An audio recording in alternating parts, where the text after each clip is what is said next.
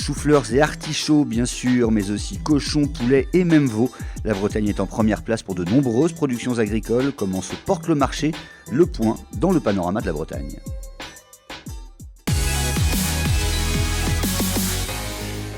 C'est une page de la musique traditionnelle bretonne qui se tourne. Les frères Morvan, figures incontournables du Corne Discount, ont annoncé ce jeudi soir à Paimpol la fin de leur carrière.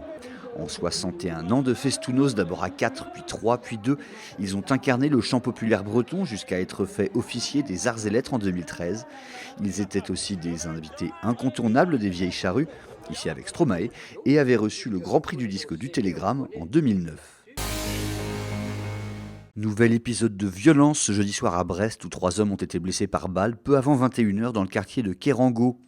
Les 3 hommes âgés de 17, 25 et 41 ans ont été touchés aux membres inférieurs. Cette nouvelle fusillade intervient après une série d'incidents entre bandes rivales depuis le mois d'août et met une nouvelle fois la problématique sécuritaire au cœur du débat à l'approche des municipales. 29 jours de pluie sur 31 à Brest. Le Finistère a eu les pieds dans l'eau ce mois d'octobre selon les statistiques météo. Bilan plus de 200 mm à Brest, soit un excédent de 60% par rapport à la moyenne, mais loin du record qui est de 254 mm en octobre 1987. Et ce n'est pas parti pour se calmer tout de suite. Aucune amélioration réelle n'est prévue avant le 11 novembre selon les premières prévisions. Séquence émerveillement pour les petits et nostalgie pour les grands, ce week-end à Quimper où le domaine de l'Aniron accueille une grande expo consacrée au Playmobil. Plus de 12 mètres cubes de jouets de la marque ont été mis en scène en 14 dioramas. Plusieurs milliers de visiteurs sont attendus.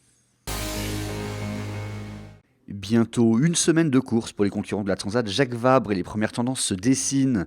Côté IMOCA, l'option sud était la meilleure. Jérémy Bayou et Christopher Pratt sur Charal sont en tête, talonnés par Charlie Dalin et Yann Eliès sur Apivia.